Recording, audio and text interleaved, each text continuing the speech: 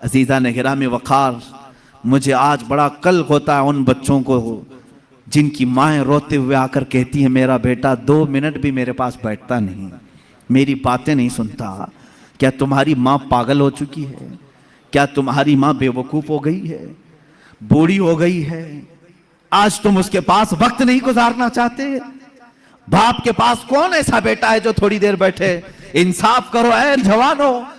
تم اپنے ان دوستوں کے ساتھ پوری رات بتاتے ہو جو تمہارے پیسوں کے لالچی ہیں، تمہارے منصب کے لالچی ہیں، اور جس نے پورے خون پسینے کی کمائی سے تمہارے جسم میں طاقت بھری، اس کے پاس آدھا گھنٹہ نہیں بیٹھنا چاہتے۔ ابا ٹائم نہیں ہے ابھی میرے پاس، جا رہا ہوں دوستوں کے پاس۔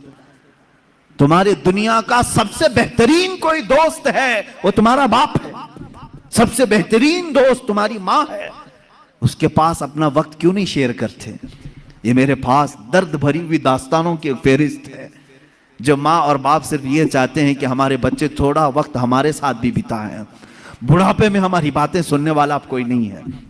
یاد رکھو، تمہارے باپ اور ماں کی جو تم نے جوانی میں تعظیم کی یہ الگ مقام رکھتی ہے، اصل تعظیم تو وہ ہے جب تم جوان ہو اور وہ بوڑھے ہو چکے ہو، وہ پوچھی ہوئی بات کو بار بار پوچھ رہے ہوں تم سے، ایک ہی سوال کو دہرا رہے ہوں بار بار، تم چلا کر کے کہو گے اماں ابھی تو بتایا تھا، بار بار کیا پوچھتی ہے؟ نہ میرے عزیز، تم امت مصطفیٰ ہو۔ میرے آقا صلی اللہ تعالی علیہ وسلم ایک ایسی عورت جس کے مدینے میں کوئی بات نہیں سنتا، ایک ہی بات کو 70 بار سنا ہوگا، لیکن کبھی حضور نے نہیں فرمایا ابھی تھوڑی دیر پہلے تو نے کہا تھا، نہ، اس کی بات ہر بات سنتے رہے۔ اپنے ماں باپ میں سے جب کوئی بڑھاپے کو پہنچ جائے، وہ تم سے بار بار سوال کرنے لگے، تو انہیں یہ احساس بھی ہونے نہیں دینا کہ انہوں نے تم کو اس سے پہلے بھی کوئی بات پوچھی تھی۔ ہر بار نئی تازگی کے ساتھ جواب دو، ہاں اماں ایسی بات تو ہے۔ کبھی تمہاری ماں نے پوچھا بیٹا صبح ناشتہ کیے تھے؟ کہا ہاں اماں ناشتہ ہو گیا۔ تھوڑی دیر کے بعد پھر پوچھی اماں بیٹا ناشتہ کیے تھے؟ کہا ہاں اماں ابھی تو ناشتہ کیا تھا۔ پھر پوچھا اس نے ناشتہ کیے بیٹا؟ کہا ہاں اماں ناشتہ کیا۔ یہ نہیں کہ اماں ابھی تو بتایا پھر پوچھ رہی ہو، نہیں، اسے یہ احساس تک ہونے نہ دو کہ اس نے 2 بار تم کو پہلے پوچھا ہے۔ یہ ہے ماں باپ کی تعظیم، یہ ہے حسن اخلاق۔ اللہ کے نبی صلی اللہ تعالی علیہ وسلم ان کی باتیں سنتے تھے جن کی دنیا میں کوئی نہیں سنتا تھا۔ اسی لیے شاعر نے کہا ہے لگاتے ہیں سینے سے اس کو بھی آقا جو ہوتا نہیں منہ لگانے کے قابل، جو ہوتا نہیں منہ لگانے کے قابل ہے۔ میرے عزیزو، یہی تو ایک بھرم ہمارے پاس ہے، یہی تو ایک آس ہمارے پاس ہے۔ آج ہماری کوئی سنتا ہے تو صرف مصطفیٰ کریم کا دربار ہے، میرے آقا صلی اللہ تعالی علیہ وسلم۔ یہ آس بڑھ جاتی ہے، ہماری امیدیں بڑھ جاتی ہیں کہ ہماری اگر دنیا میں آج کوئی نہیں سن رہا، انشاءاللہ ایک دن مدینے پہنچ کر سب سنائیں گے، سب سنائیں گے۔ میرے آقا صلی اللہ تعالی علیہ وسلم دھتکاریں گے بھی نہیں، انکاریں گے بھی نہیں، سنیں گے پوری باتیں۔ یہاں تک کہ اللہ کے نبی صلی اللہ تعالی علیہ وسلم کے پاس لوگ آتے اپنی درد کی داستانیں سنانے کے لیے۔ کبھی آپ نے محسوس کیا کہ میری زندگی ایسی تو بن جائے کوئی میرے پاس آ کر کے اپنے غم کو سنا لے؟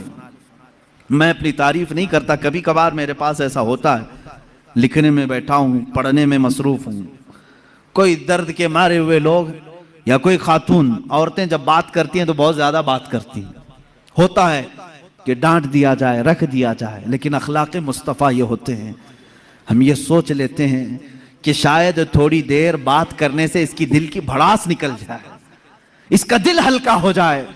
اگر اللہ نے مجھے ذریعہ بنا لیا تو یہ بھی اس کا انعام ہے۔ بنو اس طرح سے کہ تمہیں کوئی اپنا درد سنا سکے، تمہارے کندھے پر سر رکھ کر کے رو کر اپنا ہلکان کر سکے، 2 آنسو تمہارے سامنے بہا لے تو اسے ہلکا لگنے لگے۔ یہ نہیں کہ تم ہر ایک سے جی چھڑاتے ہوئے، جان چھڑاتے ہوئے بھاگتے رہو۔ کتنی مائیں آج تمہارے انتظار میں ان جوانوں کی۔ میں نے شاید اسے قبل بھی کہا ہو اپنی تقریروں میں، پھر میں آج دہراتا ہوں، ایک نوجوان ہے آج بھی، میں بچوں سے کہتا ہوں وقت کو غنیمت جانو میرے عزیز بچوں، جو اللہ نے تمہیں ماں باپ کی دولت سے نوازا ہے یہ دوبارہ نہیں ملتے۔ ایک بار ان کا جنازہ نکل جاتا ہے تو دنیا میں اندھیرا چھا جاتا ہے، پھر دوبارہ باپ کی جیسی کوئی چھت بھی نہیں ملتی، اور ماں کے جیسا کوئی سایہ بھی نہیں ملتا. یہ یاد رکھنا ہمیشہ. ایک نوجوان کو میں نے دیکھا تھا, وہ بڑا عیاش طبیعت کا تھا, ماں بیوہ ہے, بہت پہلے ہی شوہر کا انتقال ہو گیا تھا, بچہ صرف 4 سال کا تھا یا چھوٹا سا تھا. جب سے وہ گھروں کے کام کر کر کے اپنے بچے کو پالتی تھی, جوان ہوا تو اوباشوں کی صحبت میں لگ گیا, بدماشوں کی صحبت میں آ گیا. ماں کو اب اس سے بڑا دھچکا اور کیا لگے. ایک دن آئی تھی میرے پاس روتے ہوئے, کہا غضب ہو گیا, زندگی نے پہلے ہی میرے سے شوہر کی جدائی, اور میں نے ایسے ایام کاٹے کہ لوگوں کے جھوٹے برتن دھوئے اس امید پر کہ ایک بیٹا ہے جوانی میں, یہ جب پہنچے گا تو میرے بڑھاپے کا سہارا ہوگا. لیکن مفتی صاحب ایسا ہو گیا کہ میرا بیٹا بدماشوں کی صحبت میں چلا گیا. اب میرا وہ آخری سہارا بھی ختم ہے, میں کس کے پاس جاؤں. وہ غم کے مارے اتنا روئی تھی. میں جب بھی آج یاد کرتا ہوں اس خاتون کو تو مجھے تنہائی میں رونا آتا ہے. میں جتنی کوشش ہو سکی, میں کوئی بہت بڑا مؤثر آدمی نہیں ہوں, ایک چھوٹا طالب علم, سوچا کہ اس نوجوان بچے کو بلاؤں. اس کے ساتھ میں نے تھوڑا وقت گزارا, اسے سمجھایا تیری ماں کی قدر و قیمت کیا ہے. وہ ایک بیوہ ہے, ایک بیوہ ہے, وہ 4 عورتوں کے ساتھ بیٹھنے میں شرم کرتی ہے. کیا تو اپنی ماں کے ساتھ وقت نہیں بتاتا؟ دنیا میں تیرے دوست ہوں گے, تجھے دوست چھوڑ کر کے جائیں تو تجھے کتنی تکلیف ہوتی ہے. تو سوچ اپنی ماں کو, اس کے تو کوئی دوست نہیں, اور اس کا بیٹا بھی اس کو رات اکیلا چھوڑ کر جاتا ہے. وہ رویا میرے پاس, کہا کہ حضرت میں وعدہ کرتا ہوں اپنی ماں کے لیے میں کام کروں گا. میں نے سمجھایا. دوسرے دن کہا میں نوکری کے لیے تلاش میں چلتا ہوں. مجھے وہ بات آج بھی یاد ہے, تقریباً 6-7 سال ہو گئے ہوں گے. وہ نوجوان ہے ابھی بھی, وہ سنتا بھی ہوگا. اس نے کہا اماں سے میں کہتا ہوں میں نوکری کرتا ہوں. ماں اس دن بڑی خوش ہوئی, کہا حضرت آپ نے میرے بچے کو سیدھے راستے پر لانے میں بڑی میری مدد کی ہے. بس زندگی کی ایک ہی خواہش رہ گئی ہے کہ میں اپنے بیٹے کی کمائی کھا لوں. میرا بیٹا کما کر کے لایا ہو, میں وہ کھا لوں.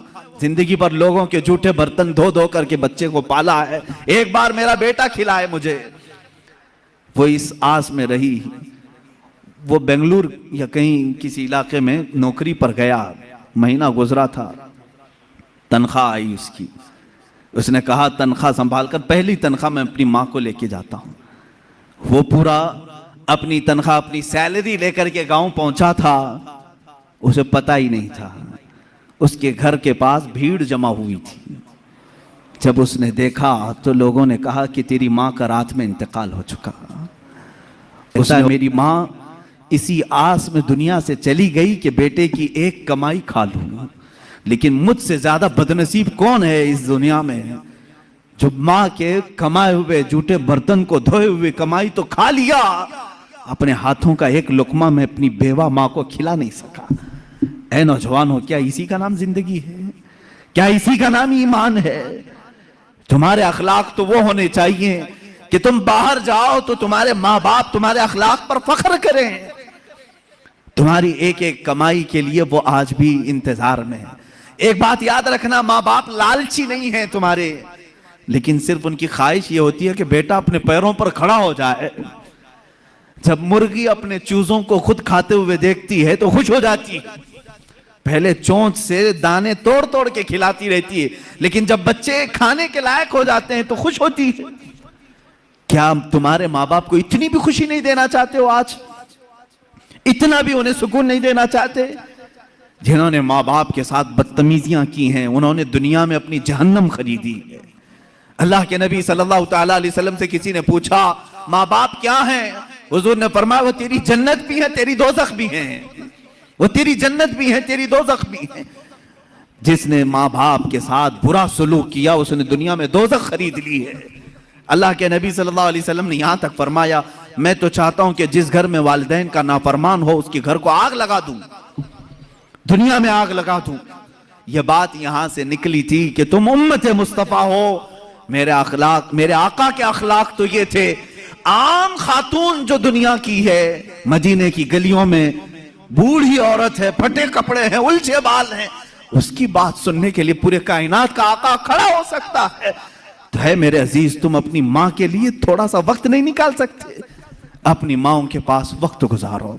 میں سمجھتا ہوں دنیا کا عظیم وقت ہے، دنیا کا عظیم وقت ہے۔ میں بھی آج اپنی ڈائری میں نے لکھا ہے، میں نے بہت ساری جگہوں پر تعلیم حاصل کی ہے، مدرسوں میں پڑھا ہوں، حفظ قرآن ہوا ہے، عالم پڑھے ہیں یا مفتی کورس کیے ہیں، جہاں جہاں وقت گزارے ہیں، لیکن میں نے محسوس کیا ہے میری زندگی کا سب سے قیمتی وقت وہ ہے جب میرے باپ بیمار تھے اور میں ان کے قدموں میں بیٹھا رہا ہوں، ان کی آخری نصیحتیں سن رہا ہوں۔ اس سے بہتر وقت ہماری زندگی میں نہیں آیا۔ ایک میرے استاذ گرامی، مرشد گرامی کے پاس گزارا ہوا وقت، وہ میری زندگی کا لب لباب ہے، حاصل کلام ہے۔ میں سمجھتا ہوں میری نجات کا کوئی ذریعہ ہے تو یہی دو وقت ہے، باقی تو میں نے بھی دنیا میں کوئی اچھا کام نہیں کیا۔ لیکن میرے عزیزو یاد رکھو، تمہارے پاس، تمہارے والدین کے پاس گزارا ہوا تھوڑا وقت تو ہونی چاہیے۔ خوش کرو ان اولاد، ان والدین کو، اور یہ بھی یاد رکھنا آج وہ تمہارے والدین ہیں، کل تم کسی اور کے والدین بننے والے ہو، کل تم بھی باپ بنو گے، تمہارے سامنے بھی تمہارے بچے آئیں گے اور تم اس وقت درد کی سسکیاں لیتے رہو گے، سوچو گے میرا بیٹا جواب دے رہا ہے، کتنا برا لگ رہا ہے۔ اس وقت احساس ہوگا جب میں نے ماں کو تانا مارا تھا تو میری ماں کا کلیجہ کیا ہوا ہوگا، آج میرا بیٹا مجھے الٹا جواب دیتا ہے تو میں ٹوٹ جاتا ہوں، میں نے تو باپ کو اس سے بھی سخت جملے کہے تھے، میرا باپ کتنا ٹوٹا ہوگا۔ اس دن تمہیں احساس ہوگا، اس دن تمہیں خیال آئے گا۔ اس لیے اپنے ان اخلاق عالی کو آج اپنی زندگی میں لے آؤ۔ میرے آقا صلی اللہ تعالیٰ علیہ وسلم کے اخلاق کریمانہ پر گفتگو کرنی تھی۔